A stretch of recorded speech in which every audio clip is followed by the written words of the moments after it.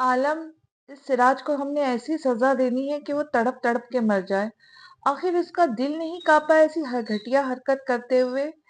उसमें जरा खुदा का खौफ नहीं और तुम क्यों चुप हो? कुछ बताओ सही तो सही, क्या सोचा है तुमने? इस वाक्य को 2 दिन गुजर चुके थे। मिरहा अब भी अस्पताल में थी, जख्मी, बहुत शदीद जख्मी थी। इसी वजह से उसे इतनी जल्दी घर शिफ्ट नहीं किया जा सकता था। आलम और हुनैन बैठे ये सोच रहे थे कि वो सिराज से बदला कैसे लेंगे। आलम 2 दिन से खामोश था, ना जाने उसके दिमाग में क्या चल रहा था। ओ, मैं तुझसे बात कर रहा हूँ, तू है कि ना जाने क्या सोचे जा रहा है। मैंने सोच लिया है, मैं सिराज का काम आज ही तमाम करूंगा। इसकी हिम्मत कैसे हुई मेरी बहन के साथ ये करने की? लावारिस समझ रखा है क्या? हुनैन ने गुस्से से कहा, और ये सच था, उसे मिरहा से बहुत मोहब्बत थी, बिल्कुल अपनी बहनों जैसी। मिरहा इस दुनिया में सिर्फ आलम और हुनैन पे भरोसा करती थी। वो हुनैन को आलम जैसा ही समझती थी, बगैर किसी सोच के वो हुनैन के साथ कहीं भी चली जाती थी। आयशा ने जो तस्वीरें सिराज को भेजी थी वो मिरहा और हुनैन की ही थी, पर अफसोस सिराज पूरी बात से वाकिफ न था। तो जानता है, इन दिनों दोनों में मैंने सोचा, यही सोचा कि अगर मैं सिराज को मार भी दूं तब भी मेरे दिल को सुकून नहीं पहुंचेगा, वरना इस ज्यादती का बदला पूरा होगा जो उसने मेरी बहन के साथ किया है।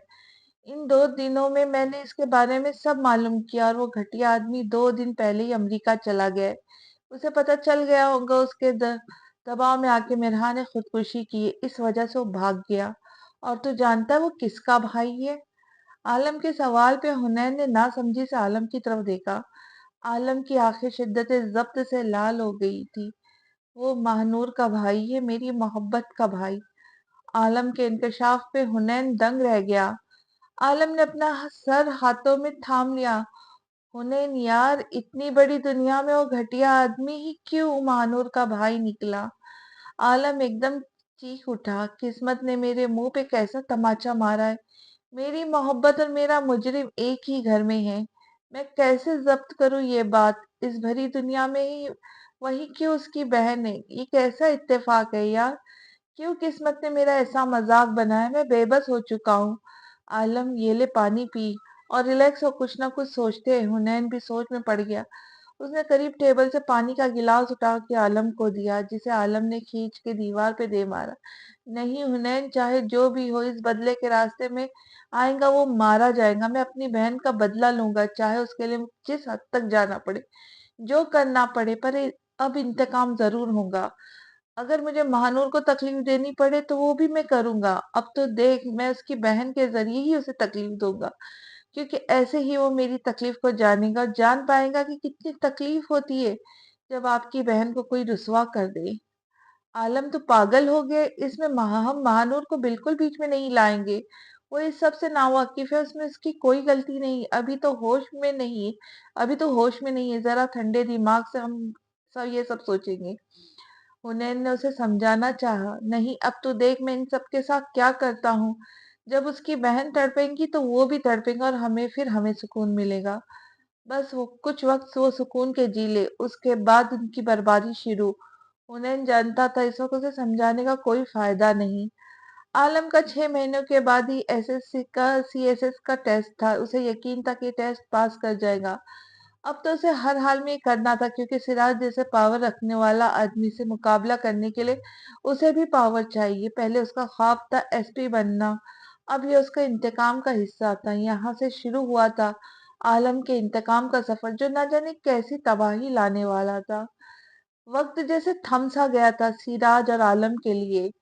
एक के दिल में दुख था, दूसरे के दिल में इंतकाम। मिरहा को आलम अस्पताल से घर ले आया। अब घर में ही एक नर्स उसका ख्याल रखती थी। आलम अपने टेस्ट की तैयारी में मसरूफ था। वक्त के साथ साथ सिराज से नफरत और बढ़ रही थी, जिसके बीच लपेटे में महानूर आ रही थी। वो अपना बदला भूला नहीं था, बस मुनासिब वक्त आने की देर थी। जो खेल वो रानियों के साथ खेलने वाला था, कहीं ना कहीं जमीर उस पर मलामत कर रहा था, पर हर बार वो अपना इरादा मजबूत कर लेता था। टेस्ट वो दे चुका था, अब इंतजार था नतीजे का। सिराज ने सोचा था कि वक्त के साथ साथ वो उसे भूल जाएगा, पर ये उसकी खाम ख्याली थी। ना तो वो खुद उसको सोचने से रोक पाता था, ना ही वो उसे भूल पाता था। ये अज़ियत सहना अब उसके लिए मुश्किल होता जा रहा था। चाहिए चाहने के बावजूद वो दोबारा पाकिस्तान ना जा सका। बहुत बार माँ-बाप के बुलाने पर उसका दिल करता कि फिर वही अज़ियत फिर दोबारा ना हो सह सकता था। उसे लगता था कि अब तक मिराह अपनी ज़िंदगी में आगे बढ़ चुकी होगी। शायद कि उसने शादी कर ली हो। मिराह को किसी और के साथ देखना उसके बस में नहीं था। वो जानता था वो ये अज़ियत बर्दाश्त नहीं कर पाएगा। इस वक़्त भी वो अपने घर में मौजूद तन्हा बैठा मिराह के बारे में सोच रहा था। बहुत दिन बाद आज दिल कर रहा था एक बार कॉल करके उसका हाल पूछ ले, शायद दिल को कुछ सुकून मिल जाए। इसी कश्मकश में वो कभी मोबाइल पे उसका नंबर डायल करता, फिर काट देता। बहुत कोशिश और सोचने के बाद उसने गुस्से से मोबाइल दीवार पे दे मारा। एक चीख इस इंसान पहले में गूंजी और वही रोज का सन्नाटा, या अल्लाह या तो इसे दिल से निकाल दे या उस दिल का धड़कना बंद कर दे। इतनी मायूसी थी कि वो एक बार अपने अल्लाह से ये ना मांग सका कि उसे वापस लौटा दे। उसने अपना कारोबार सेट कर लिया था, सारा दिन खुद को मसरूफ रखता था।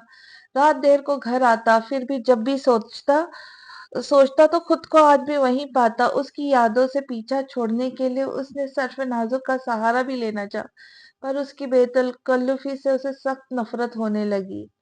लीजा उसके ऑफिस में काम करती थी, कंपनी का मालिक, और इतना हैंडसम होने की वजह से लीजा उसके पीछे पागल थी। उसकी तबीयत में अब सख्ती आ गई थी, चाह कर भी वो पहली वाली नरमी उसके मिजाज में ना आती थी। इसी सख्त तबीयत की वजह से सब उससे डरते थे।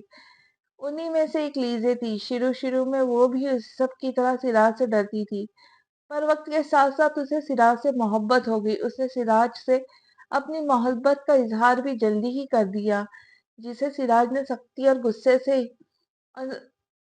गुस्से के उसे सख्त नफरत होने लगी थी। लीजे से उसे सख्त नफरत होने लगी थी। इसी शाम उसने मामूल के मुताबिक बातें करते हुए ये सब अरहम को बताया। अरहम वो वाहिद शख्स था जो उसके हालात से वाकिफ था। यार सिराज, मुझे लगता है तुझे लीजे को एक मौका देना चाहिए। आखिर तो कब तक मिरहा के पीछे खुद को यूं ख्वार करेगा? बस यार, इतना वक्त बहुत है। अब अपनी जिंदगी में आगे बढ़। वो तो आगे बढ़ चुकी है, वरना एक बार तुझे कॉल जरूर कर लेती। पर ये तू है जो पागलों की तरह आज भी उसके पीछे पागल है। तू लीजे को मौका दे। एक औरत का दिया हुआ जख्म एक औरत ही भर सकती है। इसलिए लीजे को वहां कहे, वक्त दे, तेरे सारे जख्म भर देंगी। और हमने उसे समझाना चाहा, तू पागल है? तू मुझसे ये उम्मीद रख रहा है कि मैं मिरहा की जगह किसी और लड़की को दूं? तो जानता है ऐसी मुझे कहीं ऑफर आई है, पर मैंने सिर्फ उसे सोचा, उसे चाहा है, और अब तो ये बकवास कर रहा है ये मैं उसकी जगह किसी और को दूं। सिराज ने गुस्से से कॉल कर दी। उसका सर अब दर्द से फट रहा था। किचन में जाके उसने अपने लिए कॉफी बनाई और अब अरहम की बातें सोच रहा था। कितनी आसानी से उसने ये बोल दिया कि आगे बढ़ जा, भूल जाओ इससे। क्या ये सब इतना आसान था? उसे थोड़ी ना कभी कोई मोहब्बत हुई है। उसकी बातों ने सिराज का दिमाग घुमाया था, पर वक्त के साथ साथ लीजे की पेशकदमी उसकी तरफ बढ़ती गई। वो अगर उससे 10 कदम पीछे हटता तो वो 100 कदम उसकी तरफ आती। सिराज ने उसे बहुत बार रोका, हर बार झटका, पर वो सदा की ढीठ लड़की अपनी जिद में थी। अरहम हर बार उसे यही समझाता था। सिराज के दिल में भी ये ख्याल था कि शायद ऐसे ही मिरहा को भूल जाए। वो मिरहा को भूलना भी चाहता था, उसकी यादों में नहीं भी रहना चाहता था। दिमाग और दिल की जंग ने उसे एक अलग ही द्वारे पे खड़ा किया, और आखिरकार उसने दिमाग की सुनते हुए आगे बढ़ना चाहा। उसने लीजे का प्रपोजल एक्सेप्ट कर लिया। लीजे की खुशी का तो कोई ठिकाना ना था। अब वो बगैर इजाजत के सिराज के ऑफिस में आती, ना ही अब वो ऑफिस के किसी बंदे की बात पे कान धरती, क्योंकि अब सब जानते थे वो सिराज की गर्लफ्रेंड है। इस बात का ऐलान भी उसने खुद सारे ऑफिस में किया था। सिराज को इसकी बेतकल्लुफी जरा भी नापसंद थी, पर उसे रोकता नहीं था, क्योंकि उसने खुद पर प्रपोजल एक्सेप्ट किया था। पर वो इसे खुद के करीब भी न आने देता था। सर्दियों की आमद हो चुकी थी। एक ठठराती शाम लीजा सिराज से जिद करके उसके घर आ गई। सिराज की कुक उसका खाना बना के चली जाती थी। वाह सिराज, आपका घर बहुत प्यारा है। उप्स, हमारा घर। लीजन ने अंदर आते ही अब बातें शुरू की थी। हाँ, तुम जाओ, फ्रेश हो जाओ, अब तब तक मैं भी फ्रेश हो जाता हूँ, फिर खाना खा के मैंने तुम्हें छोड़ने भी जाना है। सिराज ने उसे गेस्ट रूम की तरफ इशारा करते हुए कहा। खुद भी वो फ्रेश होने चला गया। वो जानता था लीजे उसके करीब आना चाहती है। वो जितना उससे रोकता वो उतना करीब आने की कोशिश करती, या फिर वो सिराज के साथ ये रिश्ता मजबूत करना चाहती थी। और आज वो उसके साथ इसी नीयत से आई थी। फ्रेश होने के बाद जब वो बाहर आई तो किचन में कॉफी बना रहा था। टेबल पे लग सिराज कॉफी बना रहा था जबकि खाना टेबल पे लगा था। सिराज ने खुली खुली टी शर्ट के साथ ट्राउजर पहना था।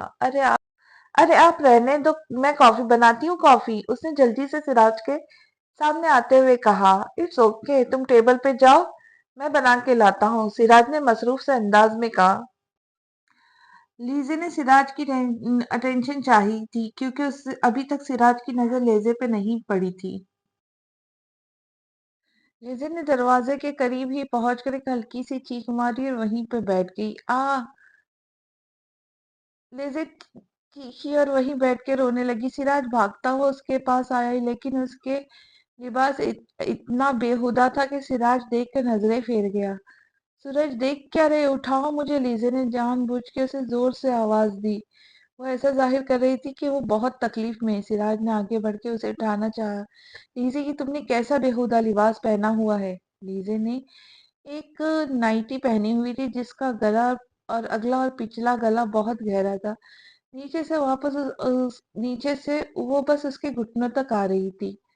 सुर्ख रंग की नाइटी के साथ उसने होठों पे भी सुर्ख लिपस्टिक लगाई हुई थी। और उन सब पे ये कि उसने शावर लिया हुआ था जिसकी वजह से उसके बाल अब भी हल्के हल्के गीले और वो नाइटी उसके जिस्म के साथ चिपकी हुई थी। सिराज, प्लीज अभी ये सब छोड़ो, मेरे मुझे उठाओ, बहुत दर्द हो रहा है पाँव में, उसने कराते हुए कहा। ना चाहते हुए भी उ- सिराज झुका और उसको उसे अपनी बाहों में भर लिया। सिराज का चेहरा सपाट था जबकि लीजे उसकी गर्दन पे बाजू डाले बस उसे देख रही थी। उसने लेजे को टेबल पे छोड़ा और खुद कॉफी बनाने ले किचन में चला गया। लीजा मुस्कुराती हुई अब डिनर कर रही थी। ये लड़की अब मेरा दिमाग घुमा रही है, सिराज ने खुद से कहा। और वाकई वो बहुत ही चिपकू लड़की थी। सिराज को पाकिस्तान में बहुत सी लड़कियों ने अपनी पसंदीदगी का इशारा दिए थे, पर कोई भी लड़की लीजा जैसी चिपकू ना थी। सिराज ने गुस्से से कप में कॉफी डाली और उसके पास ही आके एक कुर्सी पर बैठ गया। ये तुमने कैसा बेहुदा लिबास पहना हुआ है, अब बताना पसंद करोगी ये बात, सिराज ने उसकी आंखों में देखते हुए कहा। ओ कॉमन हनी, अब मैं तुम्हारे सामने ऐसे लिबास नहीं पहनूंगी तो किसके सामने पहनूंगी, उसने आंख विंक करते हुए कहा। सिराज जानता था इसे बहस करने का कोई फायदा नहीं। अब अब तुम चेंज करो और मैं तुम्हारे घर छोड़ आऊं, सिराज ने कॉफी का आखिरी सिप लेते हुए कहा। व्हाट, अभी इतनी जल्दी तो हरगिज नहीं, अभी तो मैंने तुम्हारे साथ मूवी भी देखनी है। अब मुझे टीवी लाउंज में लेके चलो, वहां बैठ के मूवी देखेंगे, लीजे ने बाजू खोलते हुए कहा ताकि वो उसे उठा ले। देखो लीजे, मेरा दिमाग ना खराब करो, चुप करके अंदर जाओ, चेंज करो, मुझे ऑफिस का काम भी करना है, सिराज ने इस बार वाजे गुस्से से कहा। सिराज, आखिर क्यों आप मुझे बार बार ऐसे इग्नोर करते हैं, क्यों हर बार मेरा मजाक बनाते हैं, मैं आपसे मोहब्बत करती हूँ और आपने भी तो खुद मेरा प्रपोजल एक्सेप्ट किया था। अब आखिर आप मेरे साथ एक मूवी नहीं देख सकते, आपको दिख रहा है ना मैं चल नहीं सकती, फिर भी आप सामने से गुस्सा किए जाते, लीजे ने कहा और रोना शुरू कर दिया। सिराज अब उकता चुका था। अच्छा रो, नहीं देखते हैं मूवी, और वो मूवी के बाद तुम एक मिनट यहाँ नहीं रुकूंगी, समझी, सिराज ने इंग्लिश में कहा। उसके और लीजे के दरमियान सारी बातें इंग्लिश में ही होती थी क्योंकि उसे उर्दू समझ नहीं आती थी। सिराज ने झुककर उसे उठाया और टीवी लाउंज की तरफ चला आया। लीजे ने मुस्कुराते हुए उसे देखा। अब वो जल्दी जल्दी प्लान बना रही थी क्योंकि उसे अंदाजा था कि ये ज्यादा देर सिराज से यहाँ रहने नहीं देगा। सिराज ने उसे एक सोफे पर बिठाया और खुद दूसरे सोफे की तरफ चला गया। प्लीज सिराज, आप मेरे साथ बैठो ना प्लीज, उसकी बात पे सिराज ने एक आह भरी और फिर वो खामोशी से उसके साथ बैठ गया। अब वो दोनों लीजे की फरमाइश पे मूवी देख रहे थे। सिराज ने तो ये मूवी नहीं देखी थी, अलबत्ता लेज़र ने बहुत जान के ये मूवी लगवाई थी। ये एक हॉरर मूवी थी, पर उसके कुछ सीन बहुत बोल्ड और रोमांटिक थे। कुछ देर तक मूवी में सब नॉर्मल था, पर अब वहाँ पर हॉरर सीन चल रहा था। एक चीख के साथ लीज़ा सिराज के साथ चिपक गई। इट्स ओके लीज़े, अब इधर होके बैठ जाओ, सिराज ने चिढ़ते हुए कहा। नो, मुझे डर लग रहा है, मैं ऐसी ही मूवी देखूंगी, लीज़ा ने मजीद साथ चिपक कर बैठ गई। कुछ ही देर में स्क्रीन पर एक बोल्ड सीन चलने लगा। शुरू तो फिर शुरू में तो फिर भी ठीक था, पर चंद मिनट के बाद वो देखने काबिल ना था। इस सीन पर सिराज की नजर लीजे की तरफ मुड़े, लीजे भी सिराज को ही देख रही थी। लीजे हल्का सा मुड़ी और सिराज की गोद में बैठ गई। ये सब इतना जल्दी हुआ कि सिराज समझ ना सका। उसने कुछ बोलने के लिए मुंह खोला ही था कि लीजे ने उसके होठों पे उंगली रख दी और दूसरे हाथ से सिराज का हाथ थामकर अपनी कमर पर रख दिया। लीजा ने झुककर अपने होठ सिराज के होठों पे रखे और उन्हें चूमने लगी, लेकिन सिराज की तरफ कोई रिस्पॉन्स न देकर उसने अपना चेहरा ऊपर उठाकर देखा। सिराज का चेहरा गुस्से की शिद्दत से सुर्ख हो चुका था। सिराज में बस हो गई। चटाक एक जोरदार थप्पड़ के पड़ने पर लीजे नीचे जा गिरी। दफा हो जाओ इधर से, इससे पहले कि मैं तुम्हारा दिमाग ठिकाने पर लगाऊं। कैसी घटिया लड़की हो तुम, खुद ही अपने आप को किसी के सामने पेश कर रही हो। वो जरा बराबर शर्म और एहसास नहीं, तुम बिल्कुल बाजारी औरत हो। मैंने तुम्हें अपनी जिंदगी में आने का मौका इसलिए हरगिज नहीं दिया कि तुम ये घटिया हरकतें करती फिरो। मुझे लगा था तुम समझोगी, मेरे दुख बांटोगी, पर तुम अभी के अभी इधर निकलो इधर से। I said get out. Siraj की चीख पूरे मेंशन में गूंज उठी। लीजे का चेहरा शर्म से लाल हो गई। इस कदर बेइज्जती और इस मौके पर ठुकराया जाना उसे पागल कर गया। बाजारी औरत किसको बोला, हाँ? और कौन है जो आज के दौर में एक रिलेशन में होके ये सब नहीं करता? लीजे की आवाज उससे भी ऊंची थी। चेहरा गुस्से से लाल हो गया था। अब वो उसके सामने उठ खड़ी हो चुकी थी। मौज का बहाना कब खत्म हो गया था। हर कोई तुम्हारी तरह नहीं होता। और क्या कहा कि आज के दौर में ऐसा कौन है, तो मैं बताता हूँ। मिरहा थी ऐसी, जिसको अगर मैं देखता था तो निगाहें नहीं उठ पाती थी। खुद को अपनी हद को अच्छे से जानती थी। हमेशा दूसरों से बचा के रखती थी। सिराज ने मिरहा को याद करते हुए कहा। वो उसका मुकाबला लीजे से कर रहा था। वो जानता था कि लीजे तो उसके बाल के बराबर भी नहीं थी। हाँ, कौन है ये मिरहा? वो, और जब वो इतनी ही प्यारी थी तो उसके पास रहते ना। मुझे क्यों अपने साथ रिलेशन में रखा? या फिर कहीं वो किसी और के साथ तो लाइफ एंजॉय। लीजे सिराज से चीखते हुए कहा और वो उसका मुंह दबोच लिया।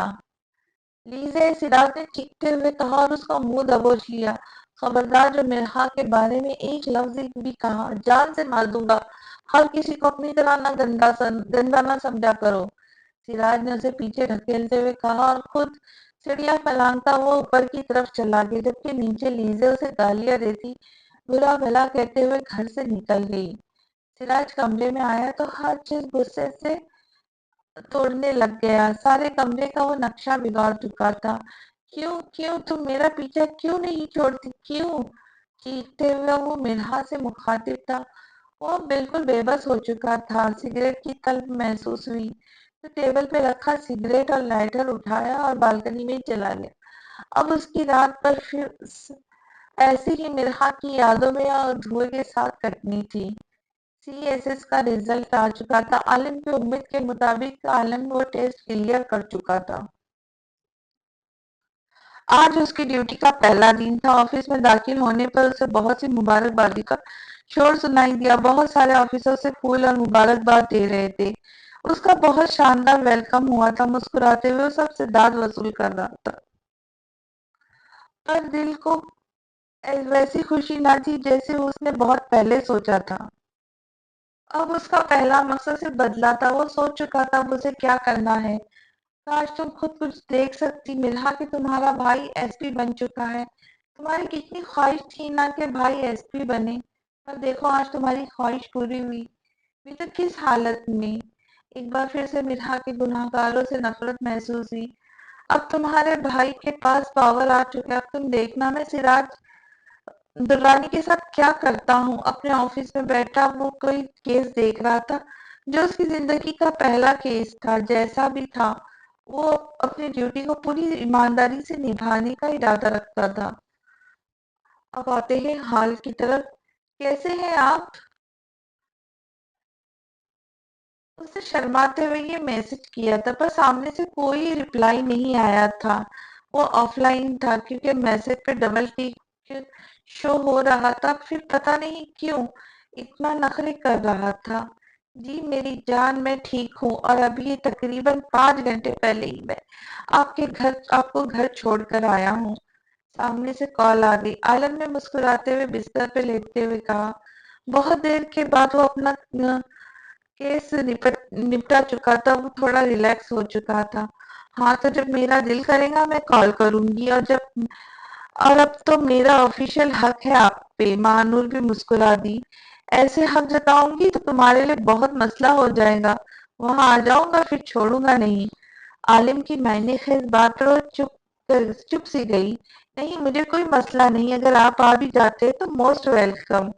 महानूर जानती थी अभी उसने यहाँ आना तो ना था। बस ऐसे ही वो उसे डरा रहा था। आ गया तो? आलम का अंदाज चैलेंज देने जैसा था। मैं तो नहीं डरती आपसे, बेशक आप। महानूर ने घबराते हुए कहा। वो भी उससे अच्छी तरह से वाकिफ थी। अगर वो बोल रहा था तो वो आ भी सकता था। ओके वेट में आया। आलम उठते हुए कहा। आलम प्लीज, महानूर ने चिढ़ते हुए कहा। हाँ हाँ हाँ अच्छा, याद नहीं आता। वो फिर से बिस्तर पर लेट गया। वैसे आलम एक बात पूछूं? महानूर उससे कुछ जानना चाहती थी। 100 बात पूछ लो पर प्यार से। आलम आप बहुत ठरकी हो चुके हो और अब यकीन माने मुझे आपसे बहुत शर्म आने लगी। महानूर ने शर्माते हुए कहा। ना जाने क्यों उसके सामने जाने और उसके मायने खेजी नजरों से वो झिझकती थी। अच्छा जी तो मुझे अच्छा जी, और मुझे तुम शर्माते हुए बहुत प्यारी लगती हो। ऐसे भी तुम्हारे साथ ठड़कपन नहीं करूंगा तो किसके साथ करूंगा? अच्छा ना छोड़े ये सब और मुझे बताए कि आपकी फैमिली वाले कौन कौन है और आपके पेरेंट्स की डेथ कैसे हुई? उसकी आवाज़ पे आलम के मुस्कुराते लब सिकुड़ गए। नहीं, मेरी फैमिली में कोई भी नहीं है। मामा पापा की बहुत पहले ही डेथ हो गई थी और मैं अपने चाचा के साथ रहता था। उन्होंने ही मुझे पाला था। अब मैं अकेला रहता हूँ। आलम की बात पे महानूर उस उदासी हो गई। आलम की आवाज़ से उसके दर्द का अंदाज़ा लगा सकती थी। अकेले क्यों हैं आप? मैं हूँ ना। अब आपको कभी अकेलापन नहीं होने दूंगी। उसके मोहब्बत भरे अंदाज पे आलम खुश ना हो सका। वजह मिरहा की हालत का याद आना था और वो फिर से अपने माजी में लौट आया था। हातिम आई एम सॉरी, मैं आपको हर्ट नहीं करना चाहती थी। वो तो बस ऐसे ही। ओके इट्स ओके, छोड़ो इसको। ये बताओ कि तुम्हारी फैमिली में कौन कौन है? आलम अब खोज लगाना चाहता था। मेरी फैमिली से तो आप वाकिफ़ है ना। बस एक भाई है सिराज, वो अमेरिका सेटल है। मुझे बहुत याद आते हैं। महानूर ने सिराज को याद करते हुए कहा। कितना वक्त हो चुका था वो उससे हर बात बताती थी। ना जाने कि वो हर बार मना कर देता था या फिर बात बदल देता था। अच्छा तो तुम्हारे भाई पाकिस्तान कब आएंगे, या कुछ आइडिया? आलम ने लापरवाही जाहिर करते हुए कहा। वो चाह कर भी खुद को उसकी आमद के बारे में पूछने से रोक ना पाया। आलम पता नहीं क्या बात है, भाई पाकिस्तान नहीं आते हैं। उन्हें हमेशा मैं बोलती हूँ पर वो ना जाने हर बार क्यों मुझे टोक देते। आपको पता है वो सबसे ज़्यादा मुझसे अटैच थे मुझसे। उन्हें तो मोहब्बत थी, फिर भी वो मेरी बात भी नहीं मानते। बोलते हैं कि यहाँ बिजनेस का लॉस हो जाएगा। महानूर ने उदासी से कहा। कोई बात नहीं मेरी जान, बहुत जल्द वो आ जाएंगे इंशाअल्लाह ज़रूर। महानूर ने जल्दी से कहा। उसे लगा कि आलम उसका दिल रखने के लिए कह रहा था, पर वो आलम की इस बात के पीछे छुपी चालाकी ना समझ सकी। अच्छा चलो अब मैं सोता हूँ, सुबह होते ही मुलाकात। आलम ने थकी सी आवाज़ में कहा। ओके अपना ख्याल रखिए, गुड नाइट। महानूर ने प्यार से कहा। वो खुद भी बहुत थक चुकी थी। वो आलम की थकन को भी वो समझ सकती थी।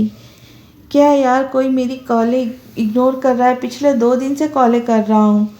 हुन्ने ने सिराज को कॉल उठाने पर गुस्से से कहा। क्यों? क्योंकि जो डिमांड कर रहा है वो मैं पूरा नहीं कर सकता। जब मैं नहीं कर सकता तो तेरी बकवास सुनने का मेरा कोई दिल नहीं है। यहाँ शायद मिस प्रिंट हुआ है। यहाँ पे सिराज और अरहम की बातें हो रही हैं। सर दर्द को दूर करने के लिए वो बालकनी में बैठा सिगरेट पी रहा था। हुन्नैन के बार बार कॉल करने पर अब वो तंग आके फ़ोन उठा चुका था। मेरी मिन्नतें करना तुझे बकवास लग रहा है? हुन्नैन ने अफसोस से कहा। हाँ, क्योंकि जिस बात की कोई वैल्यू ना हो वो बकवास ही होती है, समझा ना? अब मुझसे बात पे कोई बहस ना करना। क्यों ना बहस करूँ? तेरी ज़िंदगी में मेरी इतनी भी अहमियत नहीं है कि तू मेरी ज़िंदगी के इतने बड़े दिन भी नहीं आ सकता? तू जानता है ना कि मेरा बेस्ट फ्रेंड है। मैंने तेरे अलावा आज तक कोई दोस्त नहीं बनाया। तू बोल रहा है कि तू मेरी शादी में नहीं आएगा। यार, तू कब तक पाकिस्तान नहीं आएगा? मैं अब तेरे इस रवैये से तंग आ चुका हूँ। अरहम ने गुस्से से कहा। यार, तू जानता है ना कि मैं पाकिस्तान नहीं आ सकता। यार, अगर इस बार मैंने मिरहा को देखा तो मैं वो दोबारा पीछे नहीं हट पाऊँगा। और मैं बस ठीक है, फिर अगले महीने के आखिर में मेरी शादी है। अगर तू नहीं आया तो भूल जाना कि तेरा कोई दोस्त भी है। मर जाऊँगा पर दोबारा तुझसे कोई राब्ता नहीं करूँगा।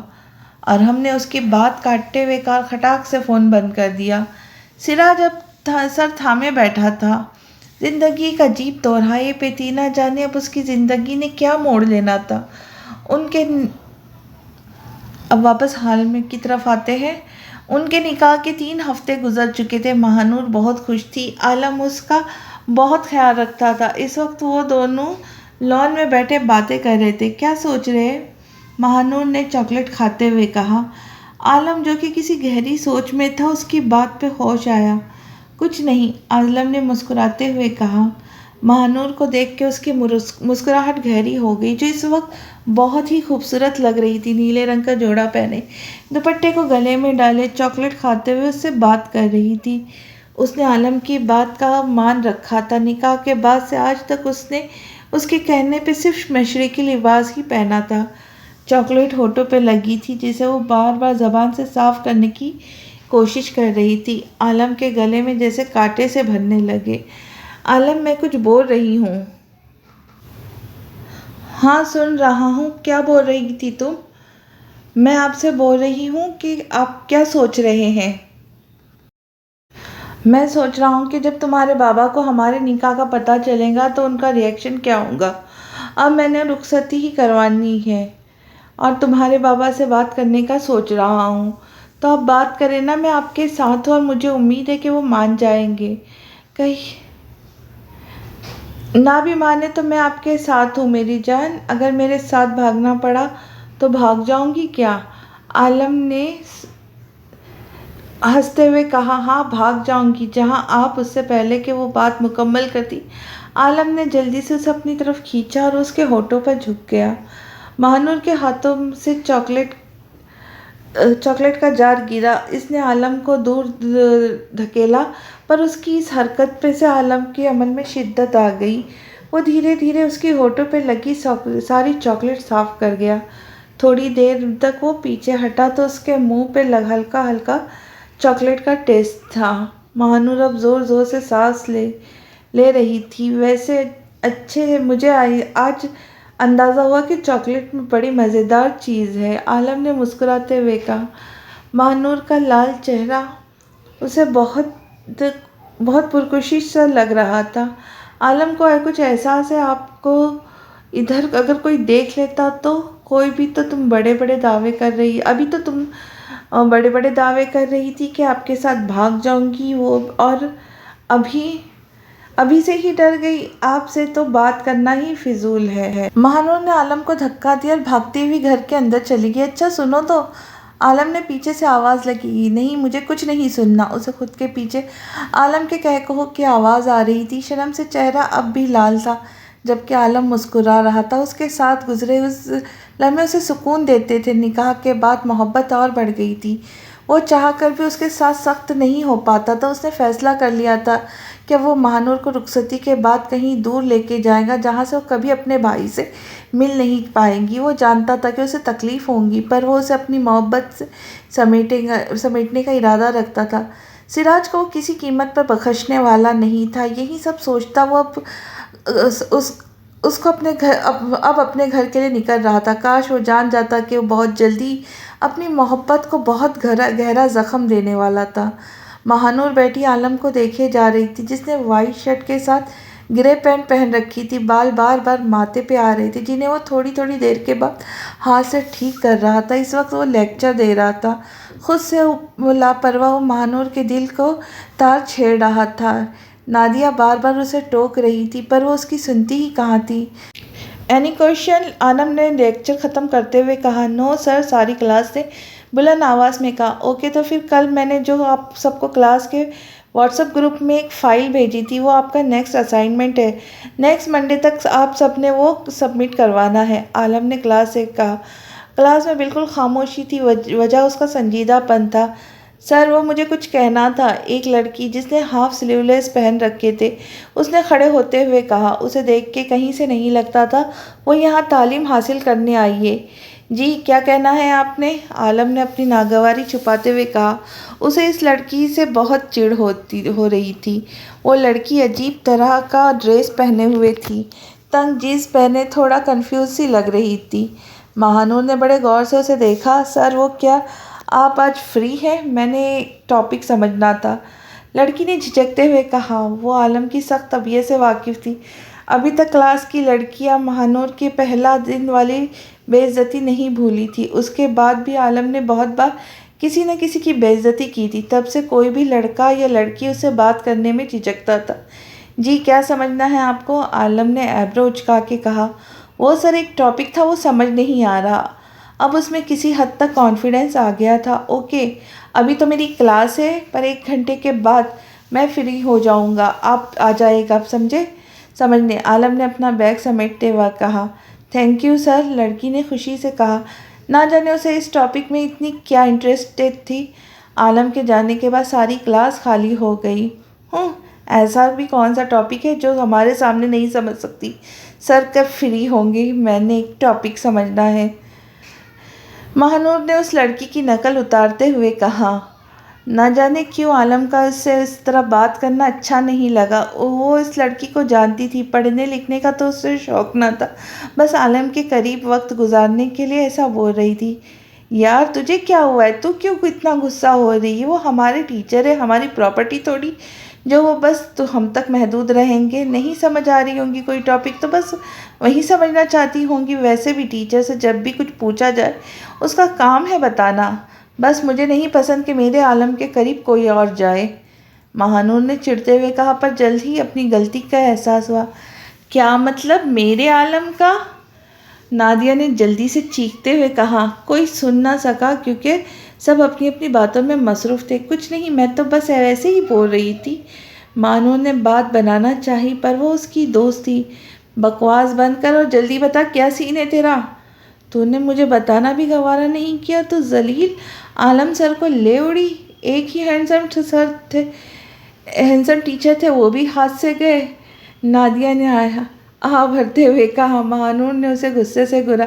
अच्छा, ना बता कि क्या सीन है, क्योंकि जिस तरह तुम मुझे घूर रही है मुझे अंदाज़ा हो गया है। अब तमीज़ से बता।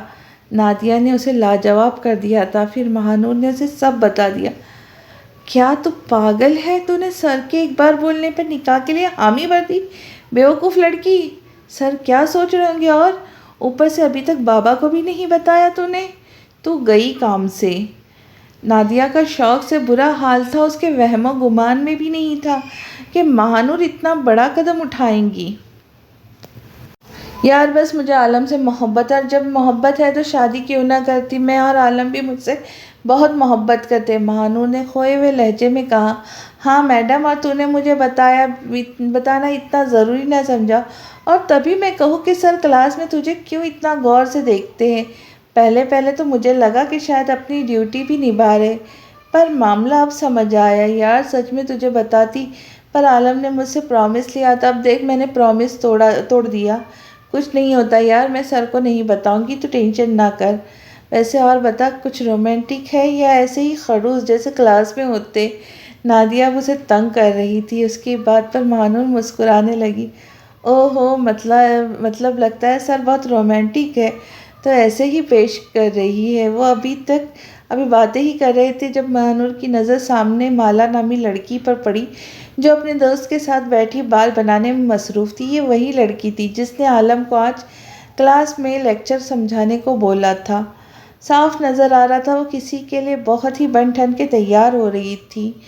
बालों का बहुत ही खूबसूरत डिज़ाइन बनाए वो मुस्कुराते हुए अपने दोस्त के साथ आलम के ऑफिस की तरफ जा रही थी। उसे देख के साफ नज़र आ रहा था कि अभी वो बहुत सही तरीके से तैयार होके आई है। उस डायन को तो मैं देखती हूँ। महानूर जल्दी से उसके पीछे आलम के ऑफिस में चली गई। मैं आई कम इन सर? माला ने दरवाजे से अंदर सर निकाल के कहा। यस कम इन, आलम ने मसरूफ़ से अंदाज में कहा। सर वो अभी आप फ्री है ना?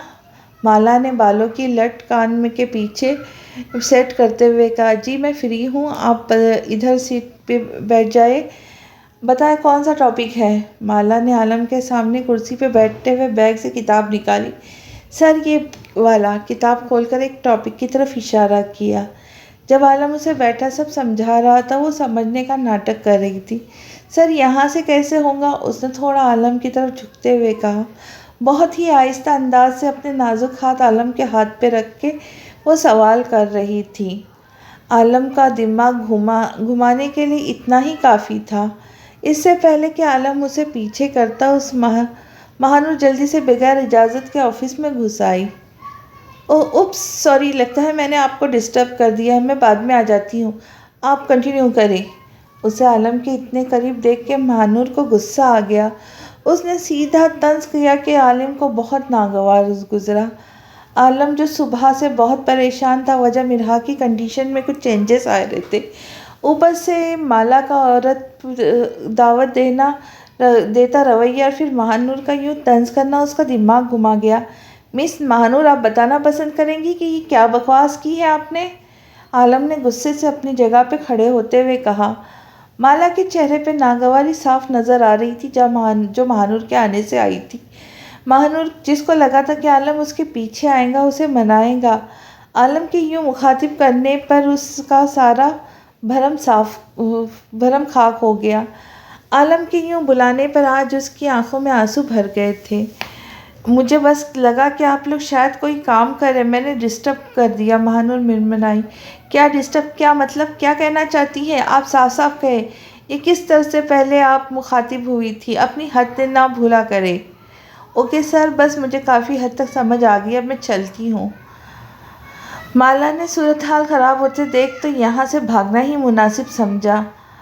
दरवाजे की तरफ जाते हुए उसने तंजिया नज़रों से महानूर की तरफ देखा। दिल में जलाने वाली मुस्कुराहट पास करके कमरे से बाहर चली गई। उसके जाने के बाद कमरे में खामोशी रही, जिसे महानूर की सिसकियों ने तोड़ा। आलिम को अब एहसास हुआ कि गुस्से में महानूर के साथ बहुत सख्त हो चुका था। महानूर बस परेशान था और तुम। इससे पहले कि आलम अपनी बात मुकम्मल करता, महानूर भागती हुई कमरे से बाहर निकल गई। आलम ने गुस्से से पेपर वेट उठा के दीवार पे दे मारा। परेशानी से बुरा हाल था, मिरहा की टेंशन अलग थी, फिर महानूर की आंखों में आंसू मज़ीद तकलीफ़ को बढ़ा गए। अब एक लंबी सी सांस और फिर अपने ऑफिस से बाहर चला आया।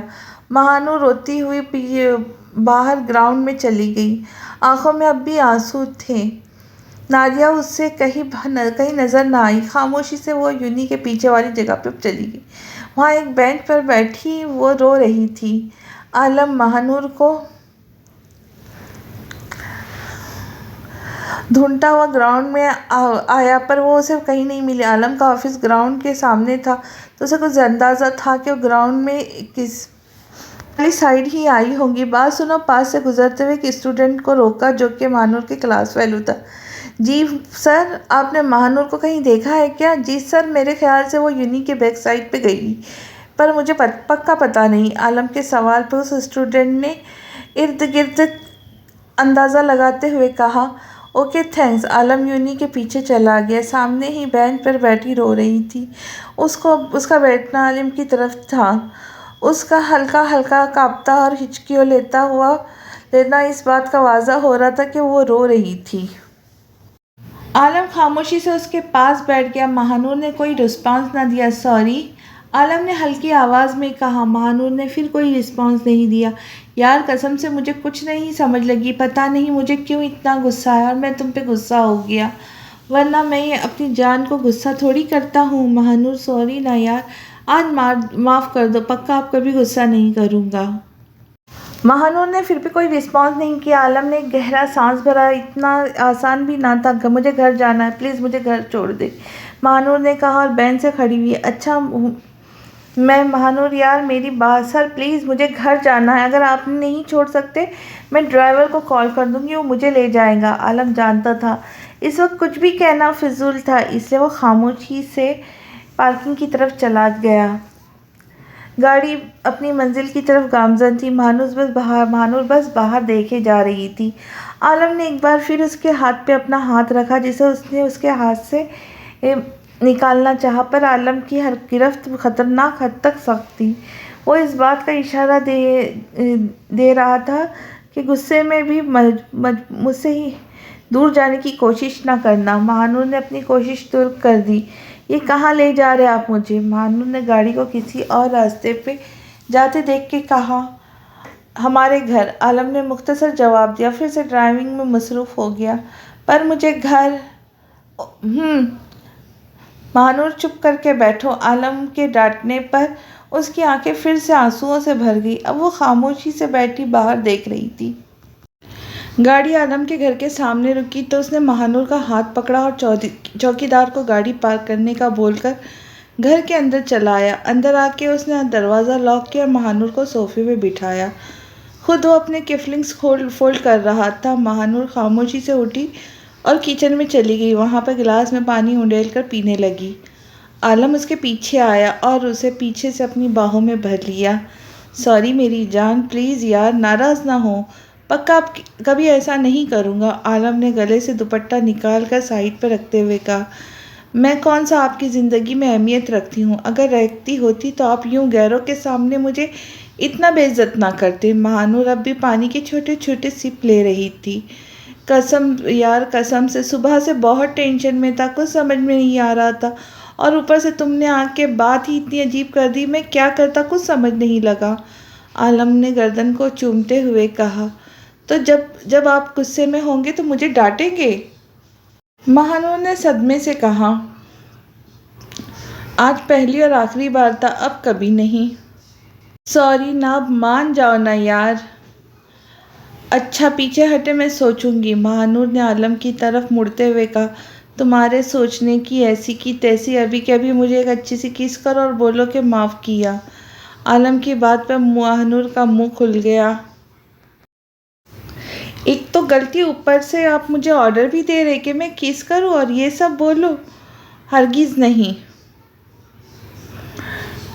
जब तक आप उस लड़की के सामने मुझसे माफ़ी नहीं मांगते मैं माफ़ नहीं करूंगी, महानूर ने बाजू से उसके गले में डालते हुए कहा। अब उसका मूड ठीक हो गया था। यार कितनी मीसनी हो, शौहर को सबके सामने माफ़ी मांगने पे मजबूर कर रही हो। आलम ने उसे कमरे से उठाकर स्लैब पर बिठा खुद उसके सामने खड़ा हो गया। बस इस तरह ही माफ़ी मिलती है, महानूर ने लाड़ से कहा।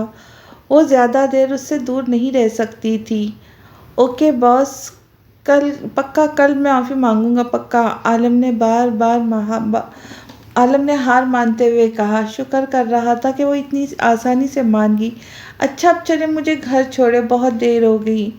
ऐसे कैसे? अभी तो तुमने मुझे एक प्यारी सी किस भी देनी है, आलम ने उसके पास होते हुए कहा। आलम ना तंग करे, अब चुप करके मुझे घर छोड़ दे। महानूर ने उसकी कहनी पे घुसा मारा। नहीं, मुझे अब जब तक किस नहीं तब तक घर जाना नहीं। आलम हर तरह से लॉक कर चुका था। अच्छा पर मैं करूँगी और आप बीच में बस महसूस करेंगे, ज़्यादा फैलिएगा मत, महानूर ने उसे वार्न किया। पक्का मैं नहीं फैलता, आलम ने जल्दी से कहा। महानूर ने उसकी आंखों पर हाथ रखा और झुकते हुए उसके निचले होठ को अपने दांतों में ले लिया। आलम पागल सा होने लगा। उसने महानूर को सख्ती से कमर से पकड़ा और बालों में उंगलियां फंसा दी। महानूर भी अब मदहोश हो चुकी थी। हल्की सी किस के बाद उसने आलम के चेहरे को पीछे किया। अब कैसी लगी किस? महानूर ने मुस्कुराते हुए पूछा। ये कैसी किस थी? अजीब, रुको मैं करके बताता हूँ। आलम झुका और महानूर की सांसें पीने लगा। कुछ देर बाद वो उससे अलग हुआ। चलो अब तुम्हें घर छोड़ दूँ, महानूर के लाल गाल पर दांतों से काटते हुए कहा। चलो अब जल्दी करें, महानूर ने स्लैब से उतरते हुए कहा। महानूर को वो घर छोड़ चुका था। रास्ते में उसे आयशा ने देख लिया। आयशा ने कुछ वक्त को मरहा की हालत के बारे में पता किया, पर कुछ वक्त के बाद उसने ये तकल्लुफ़ भी छोड़ दिया। पर आज उसने आलम को एक लड़की के साथ देखा, और वो लड़की कोई और नहीं, उसकी मोहब्बत सिराज की बहन थी। वो अभी तक शौक में थी कि आलम उसके साथ क्या करवा रहा था। अब तो सिराज से बदला लेना था ना। फिर ये सब आहिस्ता आयशा ने चीखना शुरू कर दिया। कितना कुछ सोचा था, और ये आलम अपनी बहन की मोहब्बत भूल के लगता है खुद अय्याशियाँ कर मार रहा है। क्या क्या क्या नहीं किया इन्हें दूर करने के लिए, ताकि सिराज मेरा हो जाए। और वो भी तो अपने आप तक मैंने सिराज को दोबारा नहीं देखा।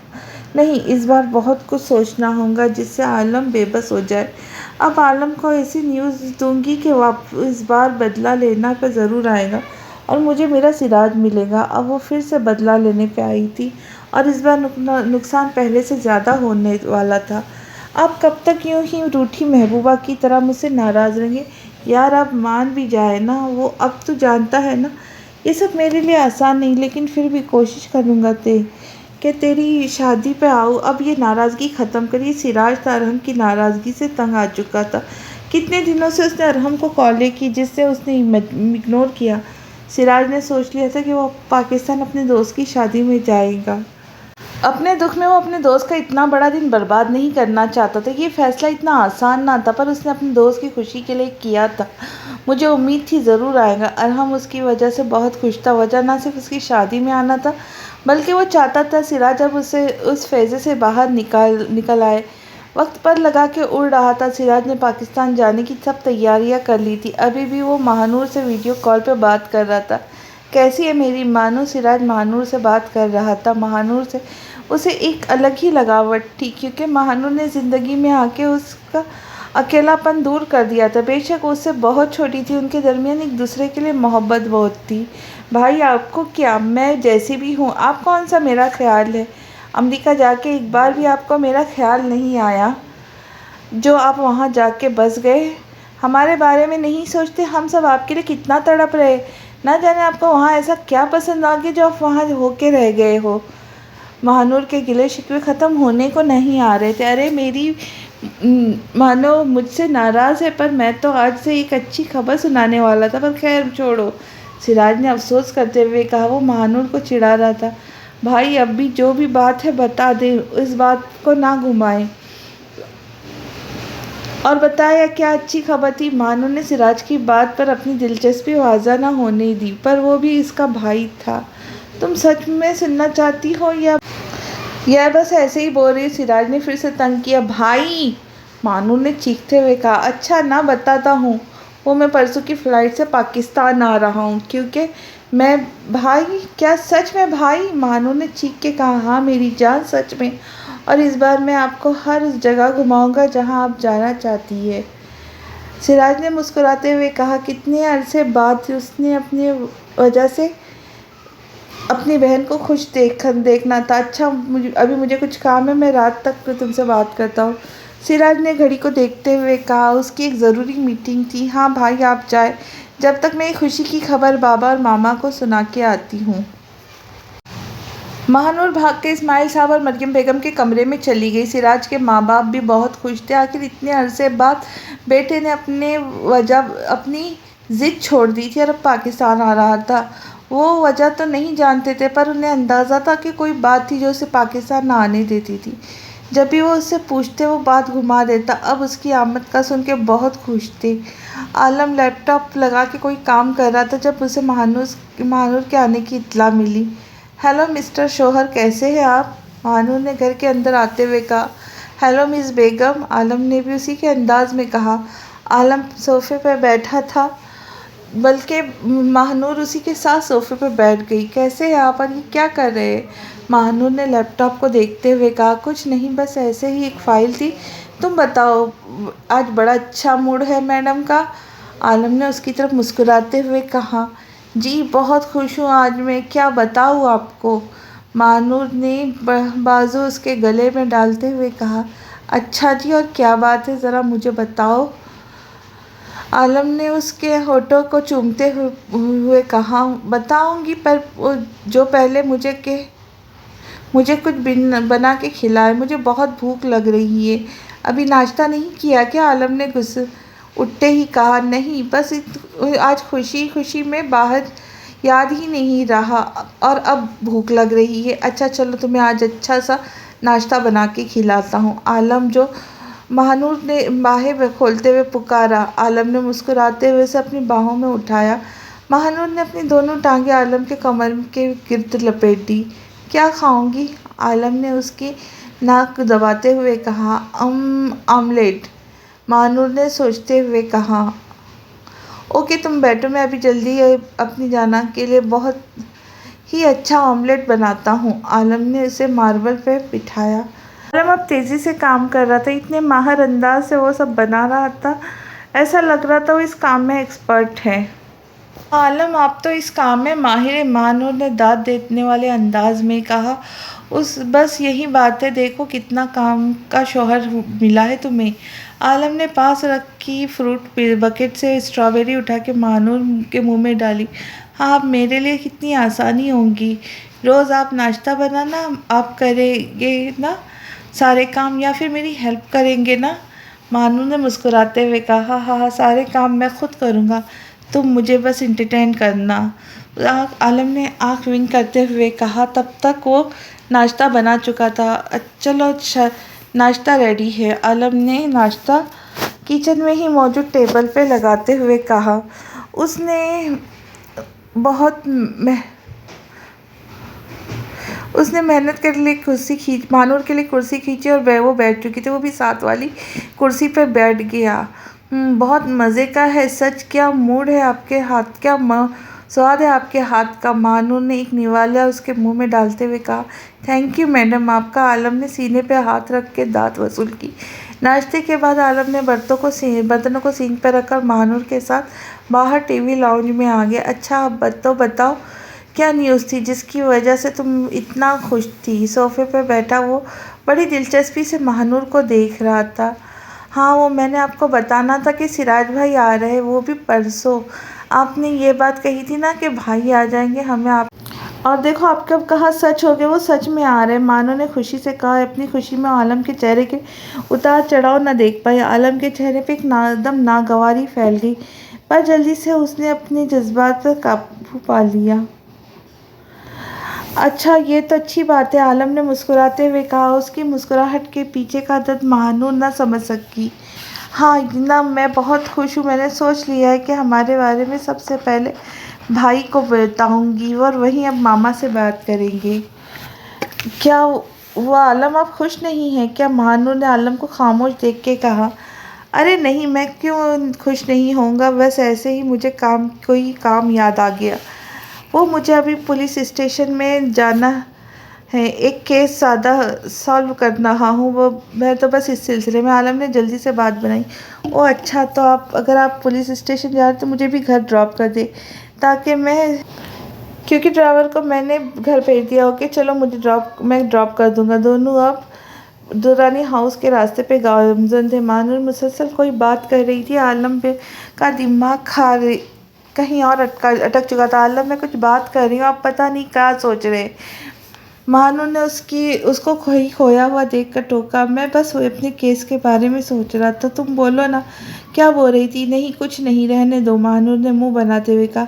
अच्छा मेरी जान, अब बताओ, अब पक्का अब सुना आलम का ऐसे कहने पे मानूर ने खुशी खुशी बातें शुरू कर दी वो खामोशी से उसकी बातें सुन रहा था। मानूर को घर छोड़ने के बाद पुलिस स्टेशन आ गए थे। इस वक्त भी वो अपने लिए केस फाइल खोले बैठा था, पर ध्यान सारा मानूर की सुबह वाली बातों पे था। इस वक्त उसे समझ नहीं आ रही थी कि वह सुबह सिराज से बदला कैसे ले। अभी भी वो उठे उन्हीं सोचे में गुम था जब एक कांस्टेबल ने उसे किसी लड़की की आमद का बताया। कौन लड़की? पता नहीं सर, बस ये बोल रही है कि आपसे मिलना है।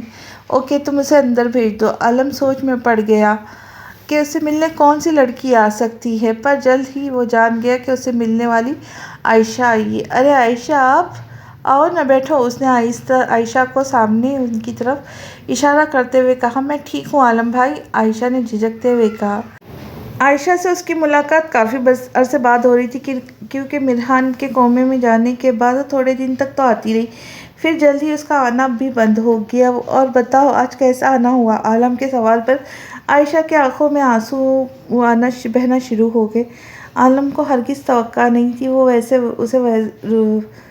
रोने लग जाएंगी। मायशा क्या हुआ बताओ मुझे। आलम ने करीब ही टिश्यू केस उस टिश्यू निकाल के दे दिया, पर आयशा की आंखें मज़ीद बरस पड़ी। आयशा, मैं आपका भाई जैसा हूँ, बताओ मुझे। क्या भाई जैसे? अल्लाह आप जैसा भाई किसी को ना दे। जिसके भाई है पहले उसका बदला तो ले, फिर मुझे हौसला दीजिएगा। आयशा ने उसका बाजू झटकते ज़ोर से कहा। आयशा, ये क्या बोल रही हो? क्या समझ? हाँ, क्या समझ नहीं आ रही आपको? अब क्या समझ आएंगी? आप तो अपनी ज़िंदगी में आगे बढ़ गए। आपने सुकून से जीना सीख लिया, खुश रहना सीख लिया कि अगर कोई बर्बाद होता है तो वो है मेरा, अगर कोई तड़पा है तो वो है मिनहा। आयशा की आवाज़ कुछ ऊंची थी। आलम की इस बात का मतलब समझ चुका था। आयशा, मैं अपना बदला भूला नहीं हूँ, बस किसी मुनासिब वक्त का आपको इंतज़ार है।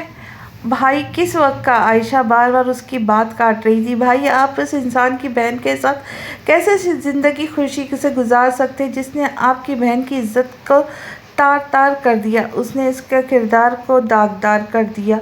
आयशा की बात पे आलम की आंखों में बेचैनी फैल गई। ये क्या बकवास कर रही हो? आलम एकदम से खड़ा हो गया। जी हाँ, सुन के खून खोल गया ना? आपका तो सुने, उस सिराज ने मिल्हा का रेप किया था। आलम को लग रहा था कोई उसके कानों में पिघला शीशा डाल रहा है। सांसें जैसे कोई छीन रहा। आंखें हैरत और बेयकीनी से खुल गई थी। आयशा, ये तुमने मुझे पहले नहीं बताया। क्या बताती आपको? हाँ, पहले मुझे लगा था आप इस सिराज की जान ले लेंगे, इसे बर्बाद कर देंगे, क्योंकि इस वक्त मैंने आपकी आंखों में सिराज के लिए बेपनाह नफरत देखी थी। मुझे लगा जब आपने वैसे भी बदला लेना है तो ये बात आपको ना बताई जाए, क्योंकि आपकी ज़ात बिखर जाती, एक भाई का मान टूट जाएगा। पर आपने क्या किया? मिरहा के साथ जो हुआ वो सब भूल गए कि आपने अपनी नई ज़िंदगी शुरू कर दी। आयशा की बातों से आलम पतरा चुका था। आलम भाई, सिराज ने मिरहा का रेप किया और फिर उसकी ऐसी तस्वीर बनाई जो देखने के काबिल नहीं थी। फिर उसने उन तस्वीर के ज़रिए उसे ब्लैकमेल करना शुरू कर दिया था। आयशा रोते हुए ये सब बोले जा रही थी। आलम की आंखों में आंसू गिरते जिन्हें उसने बेदर्दी से साफ़ किया। आलम भाई, आप कैसे इतना खुश रह सकते हैं? और वो मानूर तो सिराज की बहन है ना। जिस इंसान ने आपकी बहन की इज़्ज़त का तार तार किया, आप उसे अब इज़्ज़त दे रहे। आपको तो महानूर के साथ वो सब करना चाहिए ताकि सिराज को एहसास हो कि जब किसी की बहन की इज़्ज़त लूटी जाती है तो किस कदर तकलीफ़ होती है। पर काश आप ऐसा कर पाते, इससे कम से कम मिरहा को तो सुकून मिले। इसकी बात पे आलम ने अजीब सी नज़रों से देखा था। क्या मुझे पता नहीं आप सोच रहे कि कैसे एक लड़की होकर दूसरी लड़की के बारे में ऐसा बोल सकती हूँ?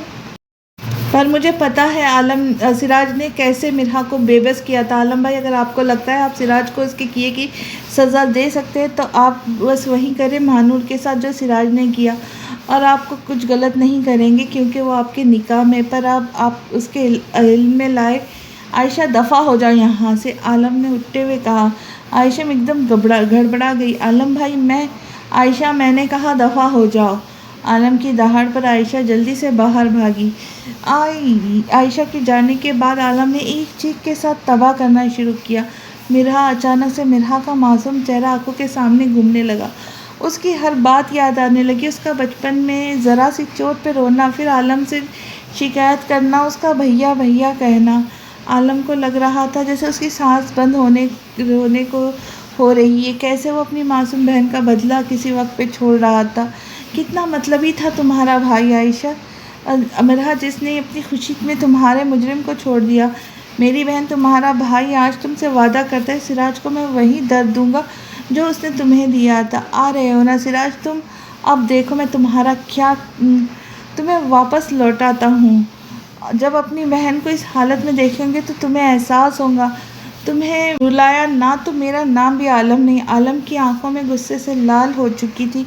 सुजन से बुरा हाल था। उसने सोच लिया था अब उसने सिराज से कैसे बदला लेना है। अगर मुझे अपनी बहन की मोहब्बत में महानूर की मोहब्बत को कुर्बान करना पड़े तो मैं हरगिज़ नहीं करूँगा। गुस्से में उसने किसी को कॉल किया और अपना काम शुरू कर दिया था। इस सब के बीच वो महानूर को भूल गया था। महानूर तो बेकसूर थी, पर अब उसने उसका कर्ज उतारना था। क्या हुआ, आज आप कुछ लेट आए हैं? महानूर ने गाड़ी में बैठते हुए कहा। इस वक्त आलम उसे यूनिवर्सिटी के लिए लेने आया था। हाँ, वो बस आज कुछ तबीयत ठीक नहीं थी। आलम ने गाड़ी स्टार्ट करते हुए कहा। आलम की आंखें बहुत सूजी हुई थी और गला भी बैठ चुका था। क्या हुआ आलम, आप तो बहुत बीमार लग रहे हैं। महानूर ने उसके माथे पे हाथ रख के चेक किया। बुखार तो ना था, पर उसकी आंखों में बहुत सूजन थी। हाँ, वो बस कुछ एलर्जी हो गई है, खुद ब खुद ठीक हो जाएगा। आलम ने नज़रें चुराते हुए कहा। नज़रें मिलाता भी तो कैसे? आज जो महानूर के साथ करने जा रहा था वो खुद अपनी नज़रों में गिरने वाला था। अच्छा, मैं सर दबा दूँ क्या आपका? महानूर ने बहुत प्यार से कहा।